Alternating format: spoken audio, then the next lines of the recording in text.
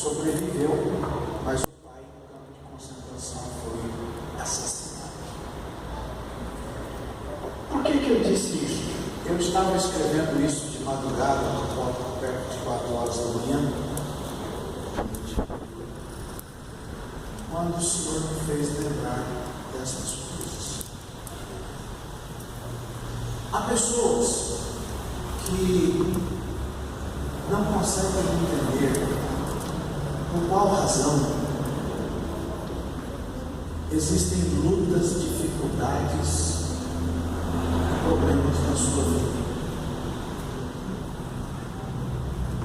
E não sabem como fazer para se livrar desses problemas, dessas lutas da vida.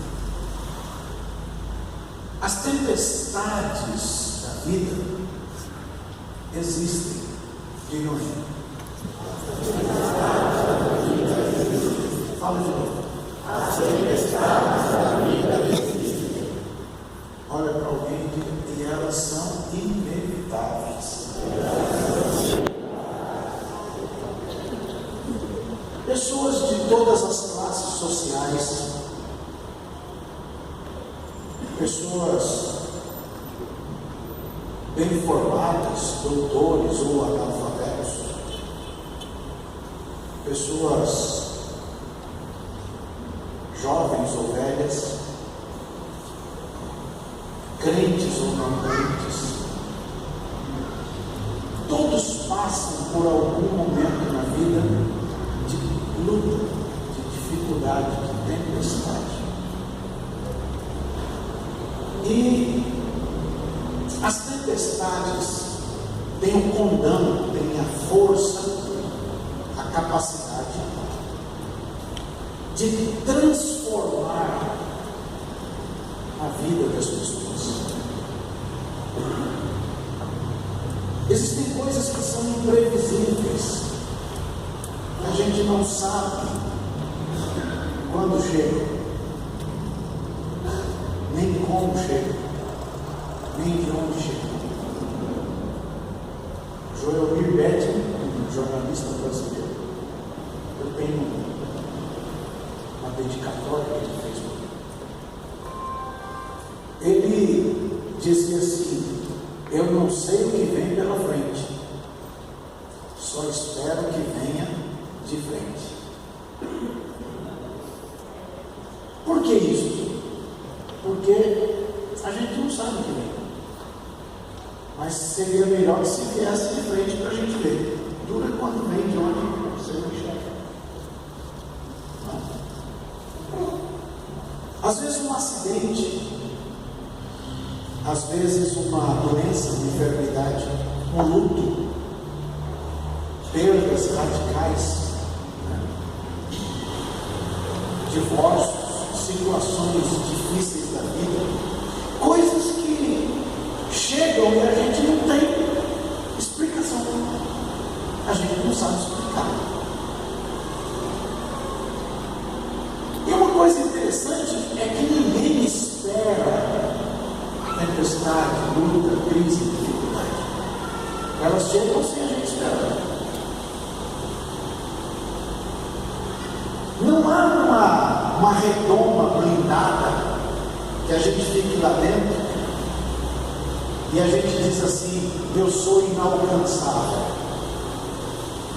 A vida não é feita só de baile de debutante para meninas de 15 anos. Tem lá os dias de UTI, tem lá os dias de luto, tem lá os dias de velório. Esses dias o pastor Serginho eu tivemos assim. Então, as tribulações da vida são reais. E elas podem aparecer inesperadamente. E ela coloca a vida ao avesso. Deixa a gente de perna pro ar. Às vezes uma visita rotineira ao médico, como faz todo ano, recebe lá um diagnóstico que tem um problema grave. estava esperando. Foi lá de forma rotineira. Ou às vezes, um acidente repentino deixa a pessoa mutilada ou às vezes paralisada. Uma bala perdida que pega na coluna de uma menina do Rio de Janeiro, que já faz uns 8 anos e ela continua sem movimentos. Às vezes, um telefonema fora de hora, fora da agenda, que faz sangrar a alma porque chegou uma notícia ruim, que estragou o dia. Ou uma carta de demissão que você recebe e descobre que depois de tantos anos você não passava de um número, porque na carta diz funcionário número tal, não precisamos mais de você. Ou uma notícia que abala as estruturas, porque a gente não sabe o que fazer. Ou um episódio que põe a perder anos e anos de uma amizade linda, porque houve uma quebra de confiança.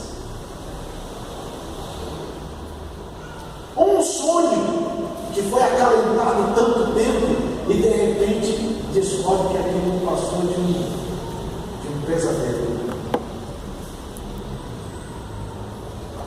Um escorregão de comportamento que pode virar o mundo. A Bíblia narra a história que vocês todos conhecem, porque já ouviram muitos pregadores bons, muito melhores do que eu, falando daquela travessia do mar da Galileia. Lucas registrou, Mateus registrou e Marcos também registrou. Marcos registrou no capítulo 4, dá uma olhadinha lá, a partir do verso 30, 35. O Marcos registra que Jesus disse para os discípulos: vamos passar para o outro lado lá. E eles entraram no barco. Jesus ficou com sono, foi na parte de fundo do barco, armou uma almofada lá, deitou e dormiu.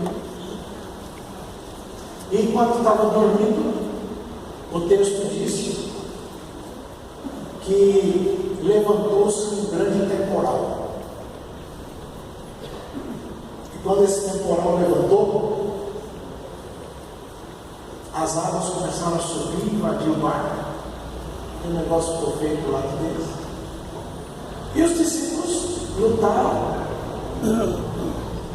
Depois que perceberam que não davam conta, foram acordar Jesus. E acordaram Jesus com uma pergunta: o Senhor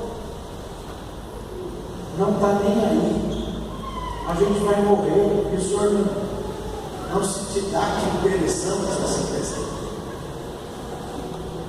A gente vai morrer, e o Senhor está ligando. Há muita vez na vida, irmãos, que a gente vai conversar com Deus e a gente se torna ofensivo a Deus. E a gente se torna ofensivo a Deus porque aconteceu alguma coisa inesperada, a gente foi pego de supetão e a gente não sabe como lidar. E aí a gente vai dizer para Deus: o Senhor não está vendo, não? O Senhor não está ligando, não? O Senhor tem olho só para A, para B, para C, e o Senhor não vê que a gente vai morrer? Esse texto tem 3 perguntas que eu queria que você pensasse nelas. A primeira pergunta é essa: o Senhor não se importa com a gente, não? Eu tenho uma resposta para você. De Deus. Sim, Deus se importa com você. Fala alto: Deus se importa comigo. Deus se importa comigo. Fala alto: Deus se importa comigo. A outra pergunta eu faço daqui a pouco. Mas tentem imaginar por que é que a gente pergunta para Deus se Ele não se importa com a gente. E quantos de vocês já perguntaram? já disseram para ele: o senhor não está vendo que a gente vai morrer? Eu sou teu servo. Não havia nenhum sinal de vento, de tempestade ou de qualquer problema quando Jesus deu a ordem, pastor Edson. Eles não foram porque quiseram, eles receberam uma ordem, eles estavam dentro da mais perfeita vontade e direção de Jesus. Eles não estavam lá fora da direção, eles estavam lá na direção. Jesus mandou ir, e quando Jesus mandou ir, pastor Sardinha, estava tudo bem. Jesus não mandou sair na tormenta já. Ele, quando mandou sair, estava tudo calmo, estava tudo tranquilo. Mas no meio do caminho, inesperadamente, aparece a tal da tempestade. Você já parou para pensar que às vezes você reclama com Jesus dizendo: Senhor, eu estou fazendo a tua vontade, o Senhor está deixando isso acontecer? Dá um abraço no seu vizinho, diga: Jesus ama você. Que ele está querendo conversar de pertinho hoje. Senhor, eu estou fazendo a tua vontade, foi o Senhor que mandou. Eu não estou aqui porque eu recebi uma direção do Senhor, eu estou fazendo, e o Senhor deixa isso agora. O Senhor não se importa, não.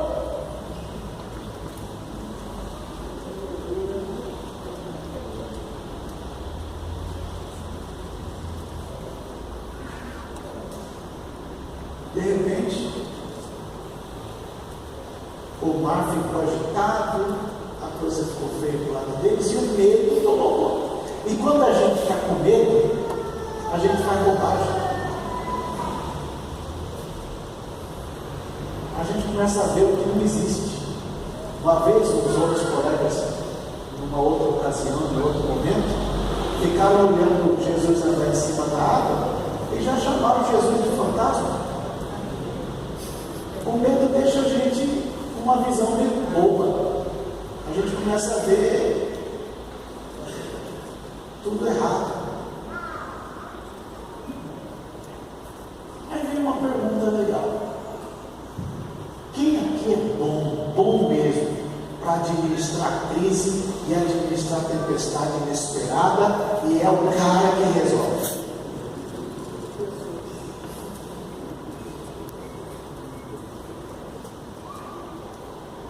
Os discípulos conheciam bem aquele lago. Eles pescavam lá. A vida deles era lá. Eles tiravam o sustento ali. Antes de Jesus aparecer e chamar todo mundo, o que eles faziam era pescar. O Pedro era pescador, o Tiago era pescador, o João era pescador. Eles sabiam. E aí a gente começa a dizer: não, eu domino isso aqui, eu conheço, eu sei como é que funciona. Mas de repente o trem muda. O que a gente faz?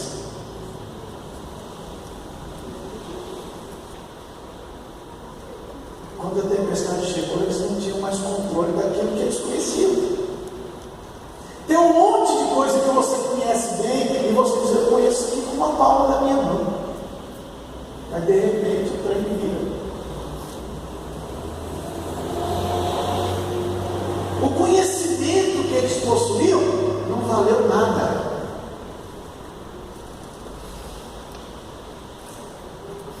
Às vezes aquelas coisas que parecem muito comuns fogem do controle.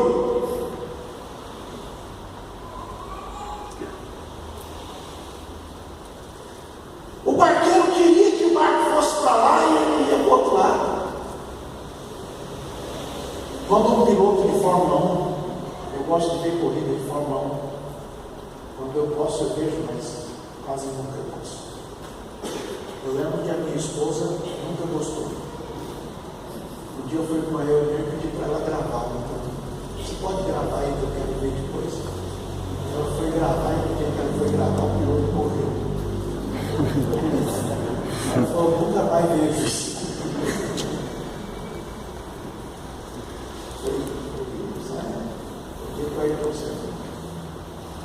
Mas eu aprendi que quando um piloto perde o controle do carro, nós temos um irmão aqui que é piloto de carro. Quando o piloto perde, o que o piloto faz? Tira a mão do volante. Ele tira a mão. Por que ele tira a mão do volante?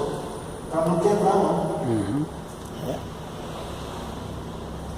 Porque ele está a 300 km por hora. E aquele negócio vira, quebra a mão dele. Então, quando o negócio começa a ficar doido, ele tira a mão. Ele está protegido ali, como é que chama aquele negócio lá? Cockpit, cápsula. Ele está preso na cápsula de sobrevivência, então ele está tranquilo, então ele tira a mão. Se ele ficar com a mão ali, vai quebrar a mão dele. Há um momento na vida que o negócio desgoverna. E a gente diz, eu tenho que tirar a mão. Porque se eu não tirar a mão, eu vou quebrar mais ainda. Vocês se lembram da história quando o Lucas narra a viagem de Paulo para Roma, livro de Atos? A Bíblia diz que o navio foi pego por uma grande tempestade e o navio veio a naufragar. Mas nessa história do navio veio a naufragar, aí na sua Bíblia está escrito assim, que aquele pessoal que manejava o navio tirou a mão. Não é assim que está escrito, ele tirou a mão, porque ninguém sabia o que fazer, não dava para fazer nada. E aí o navio bate de cá, bate de lá, despedaçou e afundou, e a turma foi parar na ilha. É assim que está escrito. Há um momento na vida que a gente acha que conhece tudo, que domina tudo, que sabe tudo, e que é isso e que é aquilo, mas de repente entorna tudo e a gente fica sem saber.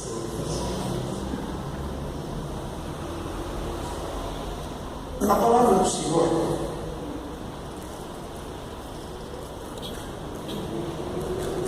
Ele me mandou escrever esse livro. Quando a crise chegar, quando a tempestade vier, ainda que você não tenha controle, Ele tem todo o controle. Levanta a mão bem alto e diga, Ele tem todo o controle. Elas são inevitáveis, bagunçam com a vida.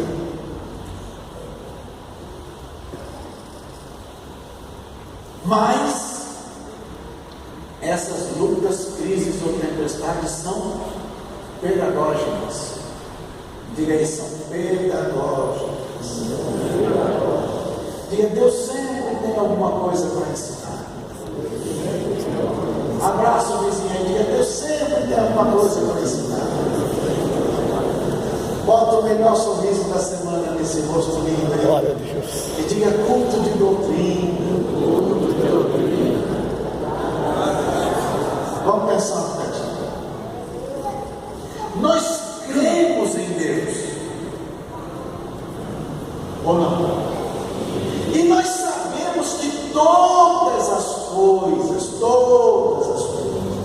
contribuem juntamente para o bem daqueles que amam a Deus e que são chamados pelo seu decreto. Olha bem para o colega e diga, você crê em Deus?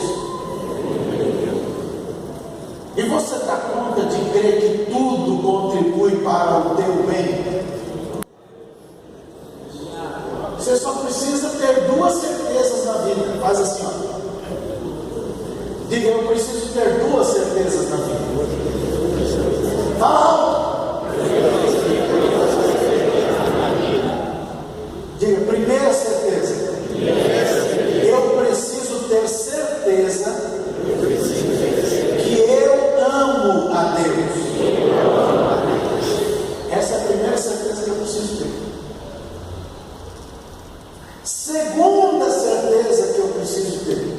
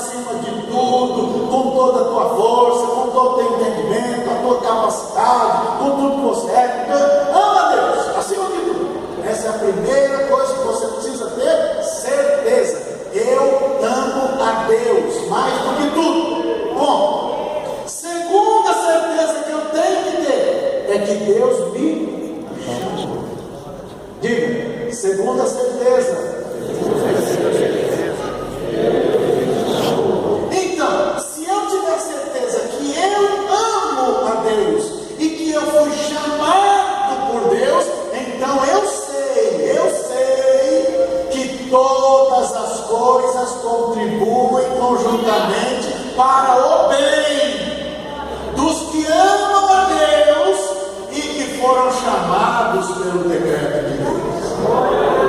Abraça o vizinho com muito respeito e diga: tudo na vida contribui.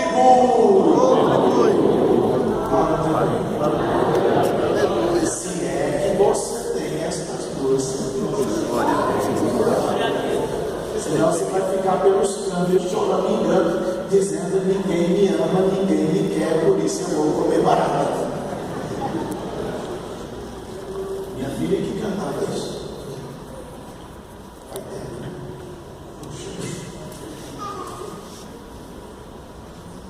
Nós cremos em Deus e nós sabemos que nenhuma folha cai da árvore sem que Deus permita que ela caia.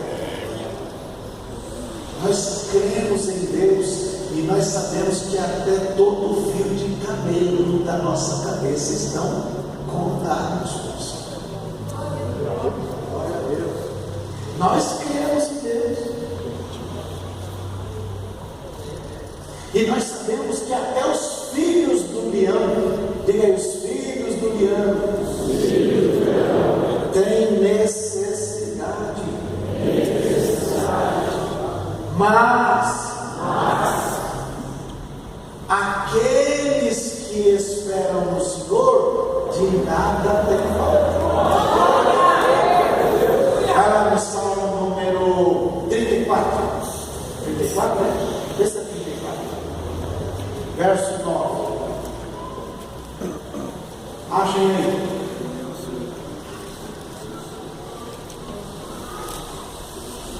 Acharam? Leia, vamos lá, 1, 2, 3. Ele é o Senhor, nosso Deus Santo, como aqueles que Próximo. os filhos dos homens necessitam de socorro, mas aqueles que buscam o Senhor, Olha bem para o colega e diga: o filho do leão tem necessidades, passam fome, mas aquele que teme ao Senhor, de nada tem falta.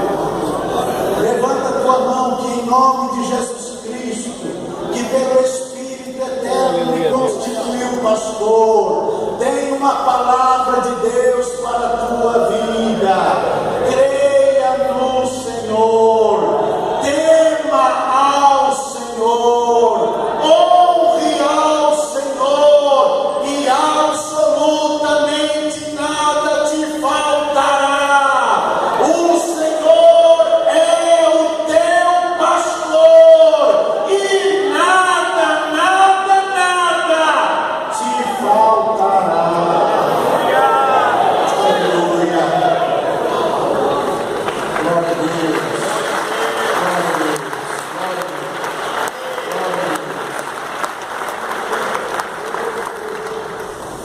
Jesus passou um período lá ensinando os discípulos, né?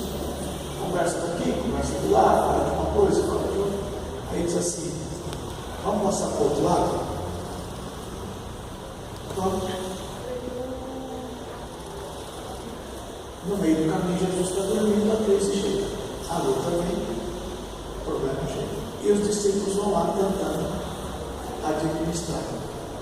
Agora, garotinho, graças a Deus não faz tempo, então eu lembro que minha mãe cantava: chega, Tiago, me ajuda a remar, disse João vendo a fúria do mar, e todos ali começaram a clamar, mas Pedro, animado a Jesus, foi chamar.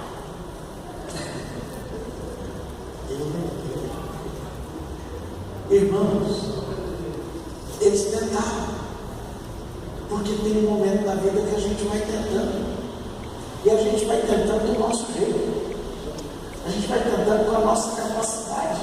A gente sabe um monte de coisa, a gente conhece um monte de coisa, a gente tem um montão de experiência, a gente já sabe o que fazer, a gente já viu isso, e a gente vai: não, eu vou resolver, deixa comigo que eu resolvo, eu bato no peito e eu resolvo. Só que às vezes não dá certo. E aí?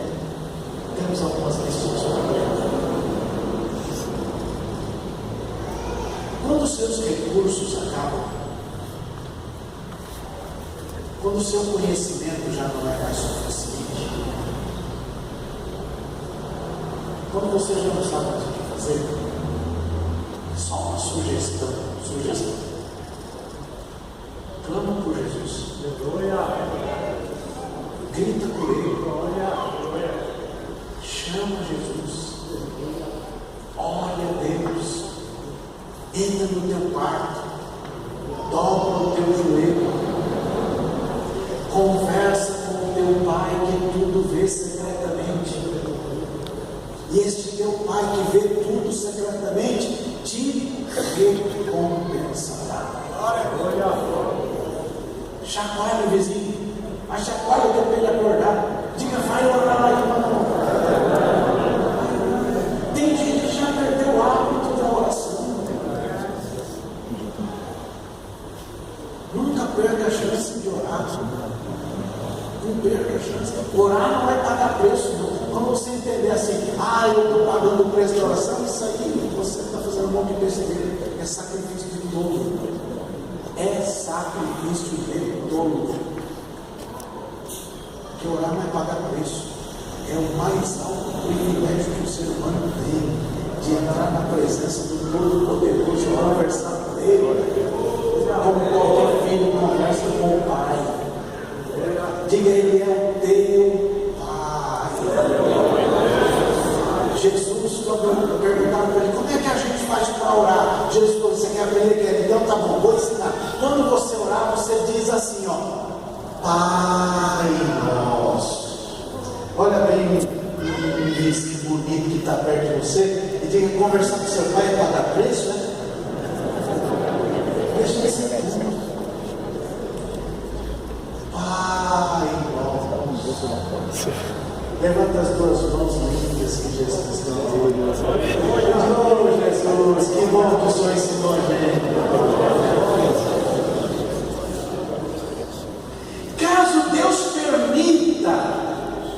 Caso Deus permita, que pode ser que Ele permita.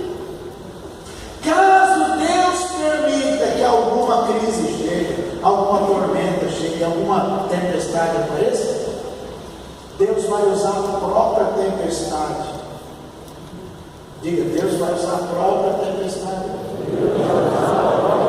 para fortalecer a fé, para você conhecer a Ele melhor. Então, por que eles perguntaram? O Senhor não se importa com a gente? Bom, eu acho que eles fazem uma pergunta em tom acusador, porque essa é a tendência humana. A gente fica achando que Deus não está nem aí para nós.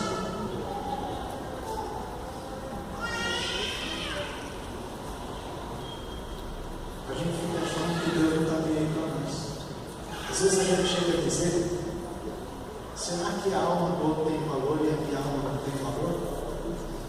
Porque aquele cara me faz tanto mal, me afronta, e ele está lá e eu aqui.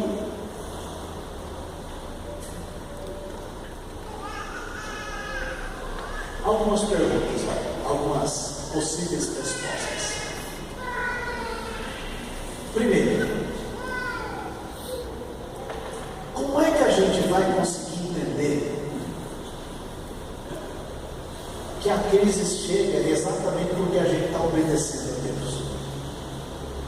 Dá para entender um trem desse? Porque se estivesse fazendo igual o Jonas era um cara esquisito. Deus mandou ele para lá e ele foi para lá. E aí a tempestade chegou para resolver o problema, que ele era desobediente. Mas nesse caso não. Eles estão indo porque Jesus mandou ir. Olha para o colega, como é que vai dar para entender que a crise chega só porque está obedecendo?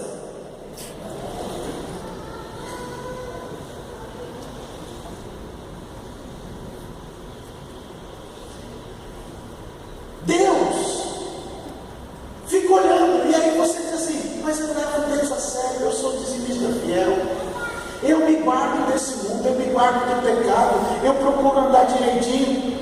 E por que Deus permitiu um trem desse? Será que Deus não está vendo? Filipenses,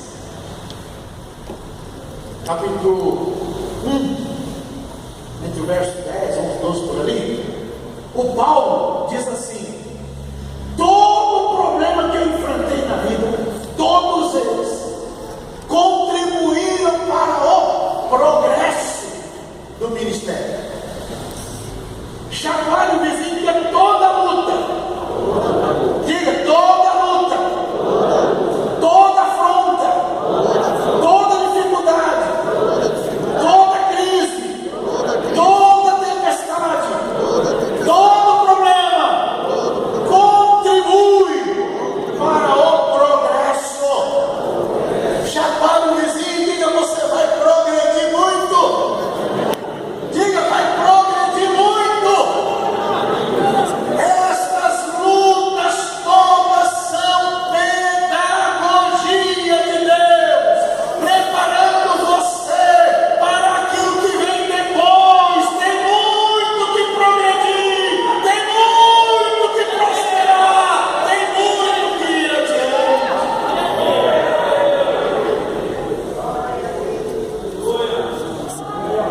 Paulo fala de perseguição, Paulo fala de chicotada, Paulo fala de rejeição, Paulo fala de abandono.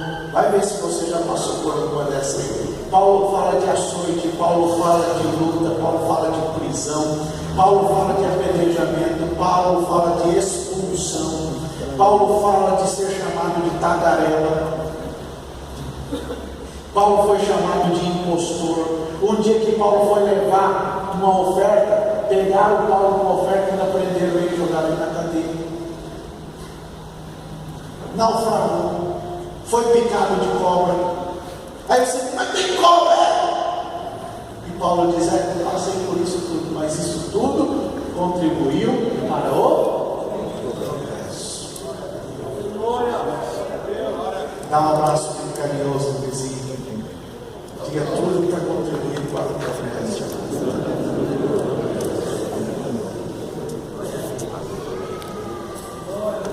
Segunda resposta que eu encontro aqui: é muito difícil a gente entender que a gente tem uma necessidade urgente e Deus demora para responder.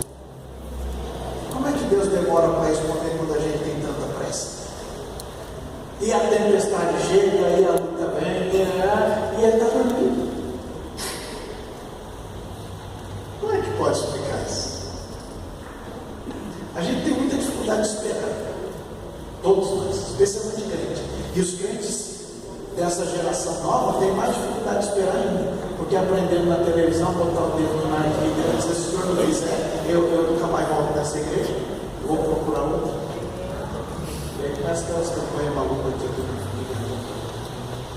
Aliás, ano que vem, pastor Jurandir, nós vamos começar uma campanha aqui. Essa campanha é boa. No dia da virada do ano, nós vamos elaborar ela. A campanha vai se chamar 365 dias de oração para manter 365 dias em comunhão. Não inventa 12 dias.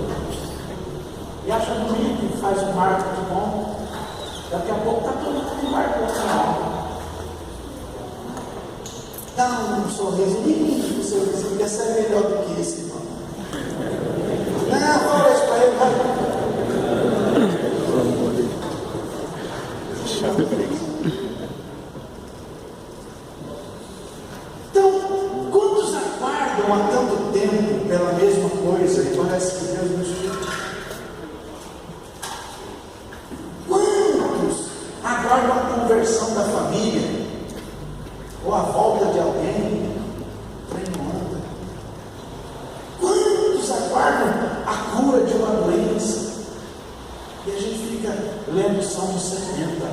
Apressa-te, Senhor. Eu escutei, posso subir no carro, eu escutei uma moça dizendo, esse é o voto do apressa-te. Esse é o voto do apressa. Deus está demorando demais, então eu mando uma ofertinha para ele aí, e ele acelera, como se Deus fosse corrupto, que passa a gente na fila, né? Chacoalha, misericórdia. Você é melhor do que isso. Diga aí, culto de doutrina.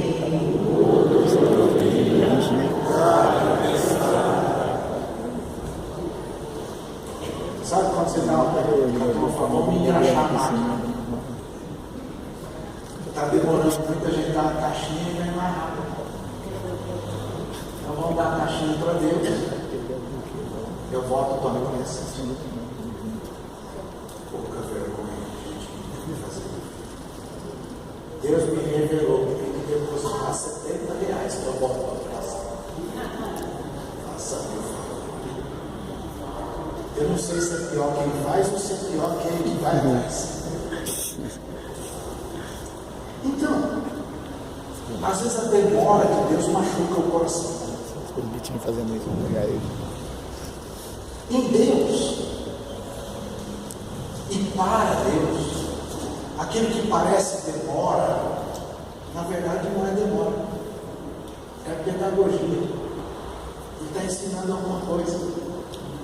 Chacoalha o colega com carinho, diga, Deus vai cuidar de tudo direitinho. Pergunta, você lembra das duas certezas? Você nunca pode perder essas duas certezas. Certeza que você ama Deus e a certeza que Deus chamou você. Se você tiver certeza que você ama Deus e se você tiver certeza que Deus te chamou, você vai entender que tudo na vida contribui para o teu bem e Deus de alguma forma tem alguma coisa para te ensinar. E quando ele achar que o negócio passou da conta, ele vai resolver. Aleluia. Dá um sorriso lindo do colega da Abiás. Escrito. E Deus lembra que a gente é bom.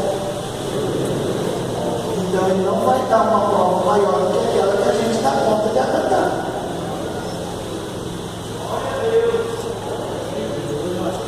Aponta o dedo de mão do cara para o colega e diga, seja crente, irmão.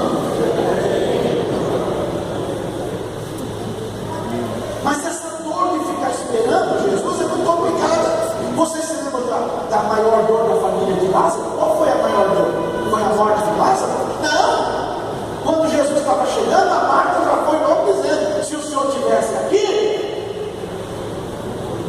o Senhor demorou.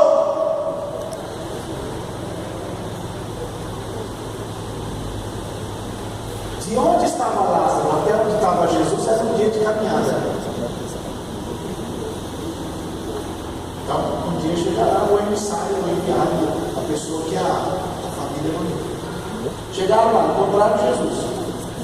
Então tem mais um dia para voltar, tem? 2 dias.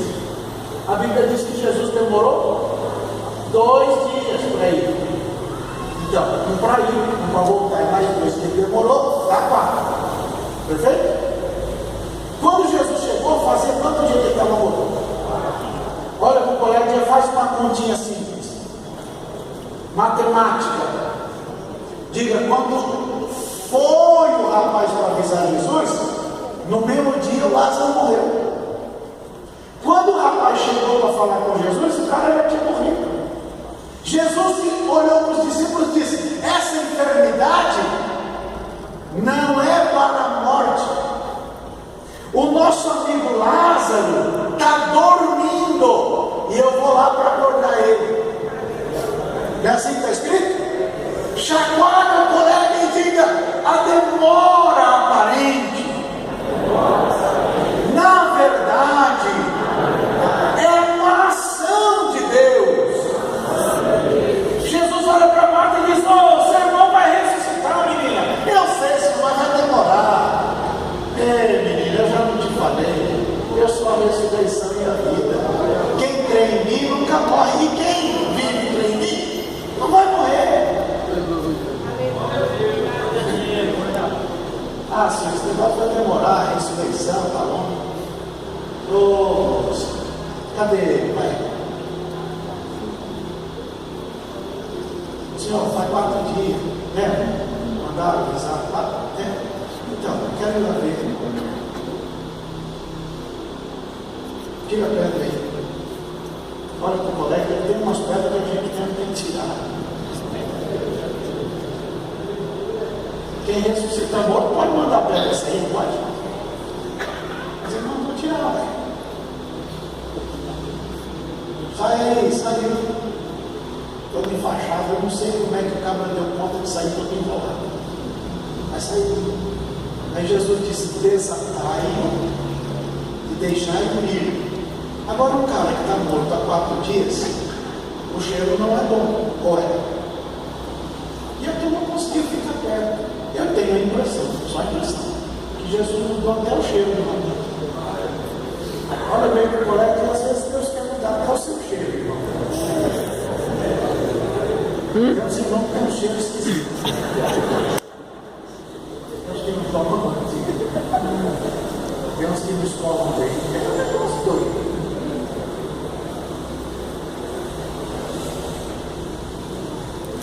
Então diga, demora aparente. Na verdade, revelaria a glória de Deus. Esta enfermidade não é para a morte, ela é para a glória de Deus.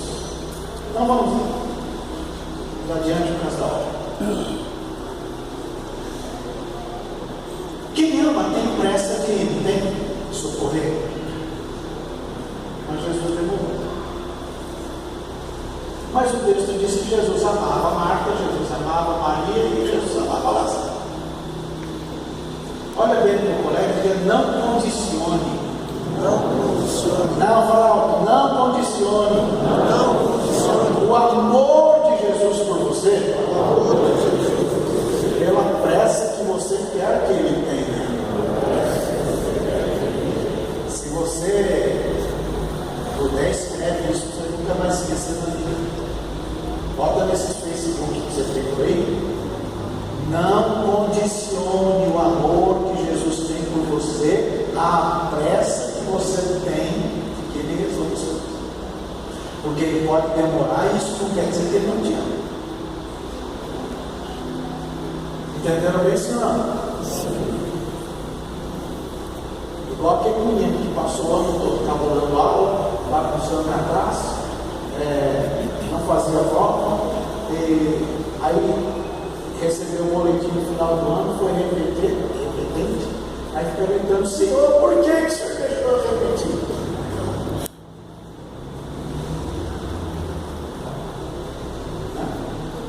Então, percebam que Jesus cuida de todos nós nos mínimos detalhes. O silêncio de Deus apavora, gente. E pior, o silêncio de Deus às vezes dá mais medo do que o barulho do trovão. Está no meio da tempestade, trovão para cá, trovão para lá, e relâmpago, e a gente clama. E dá mais medo de não escutar Deus do que de ficar escutando o trovão. Porque se o trovão está ecoando e Deus está falando, está tudo tranquilo. O pior é quando o trovão está abalando tudo e Deus está em silêncio. Sabe quando você vai no culto e aquele culto pentecostal e aquela bênção, e aí você diz assim: agora Deus vai falar. E aí sabe aqueles irmãos que é cheio da graça e tal, tem uns deles que já vem com espada assim, aí ele para na tua frente. Agora tem profecia do teu lado. Aí ele olha para o teu colega e fala: pô. Aí você fica dizendo: ah, meu Deus, até aqui. Há um momento na vida que é assim. Lembra do Isaac? Isaac era filho de Abraão. Foram um poço lá que tinha sido, o pai deu água. A turma chegou e disse: água é nossa. Sabe o que Deus falou para o Isaac? Sabe o que Deus falou para ele? Pergunta aí: ô pastor, o que Deus falou para o Isaac? Nada. Isaac foi para o outro poço, deu água. A turma foi lá e tomou a água dele. É água nossa. Perguntei: ô pastor, o que Deus falou com Isaac? Nada.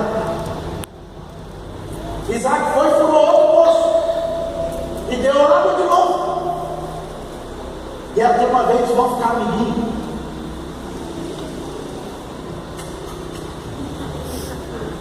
Porque tudo que você faz dá certo. Você pode enxadão d'água. Quando fizeram o tal do rebote, você já ouviu esse pregado bom, espuca a boca e fala do rebote, né? Então, quando deu aquilo certinho, aí o Senhor falou: olha bem para o colega e diga: às vezes, quando as coisas não estão dando muito certo, a gente tem que se alimentar daquilo que Deus já tinha falado antes. Antes do primeiro poço, Deus já tinha falado que ele seria a bênção. Antes dele furar o primeiro poço, Deus já tinha dito que a bênção de Deus estava na vida dele. Antes dele furar o primeiro poço, Deus já tinha dito que a semente de Abraão ia ser abençoada e ele era a semente. Então olha bem para o colega e diga: o patrimônio que você tem maior não é esse poço que você for e a turma toma. Patrimônio mesmo é a bênção de bater o enxadão e dar água onde você for. Chacoalhe o colega e acorda, pelo amor de Deus. Você fica muito preocupado e briga aqui, briga lá, e fala. Mas e aí? Deus falou. E você diz: Deus não fala comigo. Aí vai no profeta aqui, e vai no outro profeta lá, e vai no... Aí fica igual Saul, corre o risco de Saul. Olha para o colega, tem crente que corre o risco de Saul. O Saul procura o profeta, não tem profeta para falar, vem para comer. Não é assim que tem na Bíblia. E aí o macumbeiro fala: não, Deus falou. Tem um punhado de macumbeiro com os anos de crente por aí, fazendo mandinga, e pega a rosazinha não sei o que lá, e sal grosso não sei onde, e vão passar debaixo da portinha, passa 3 vezes a última magnificada. Chacoalha do colega e acorda, irmão.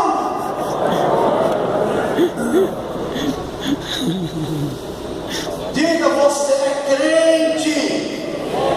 Fala alto: você é crente. Crente não fica enredado por qualquer vento de doutrina. Quem vai atrás disso é porque não tem doutrina na vida. Tem uma vida sem fundamento. Eu sou do repeté, não sei o que lá. Então, um tal de gente imitando língua estranha e piada. Eu não dou conta de ficar perto. Dia desse mandaram no WhatsApp para mim que o moço está escutando a menina do GPS lá falar em língua estranha. E aí ele vai querer falar em língua estranha. Eu falo: irmão, que pouca vergonha é essa? Tudo em nome de Deus, achando que é mais crente que todo mundo, piadinha. Irmãos, está na hora de acordar. Diga aí: culto de doutrina.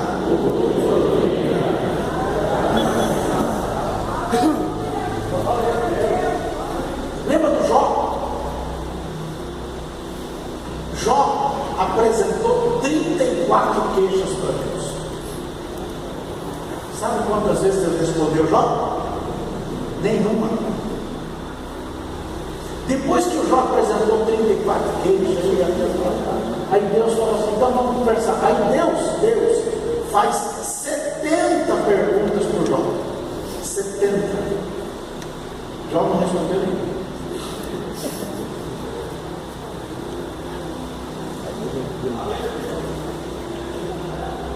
Quando Deus resolveu romper o silêncio, fez as perguntinhas lá, Deus revelou a majestade, Deus falou quem ele era, falou do poder dele, fez o outro lá pedir perdão para o Jó, o Jó recebeu tudo de novo, tudo que você já sabe.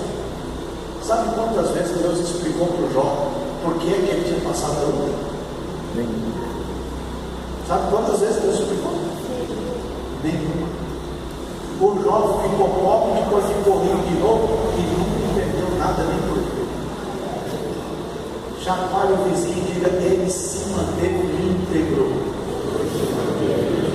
É assim que Deus quer que você se mantenha íntegro.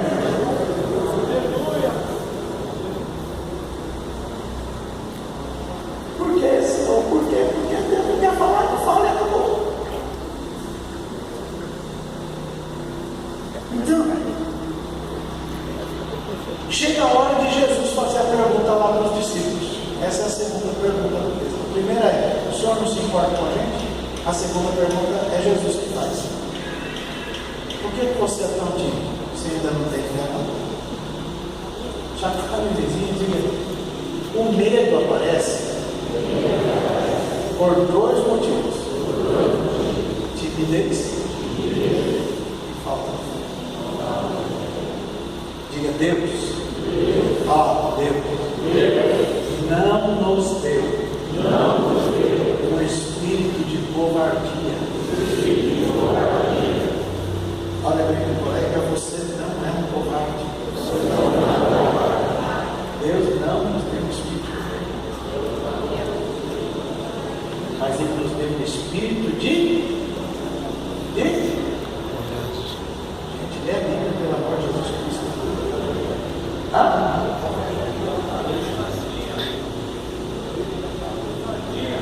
Misericórdia. Diga: ousadia. Deus fala para o Josué: Josué, tem uma estratégia aí, qual que é? Pega a turma aí e dá uma volta na cidade por dia, bom?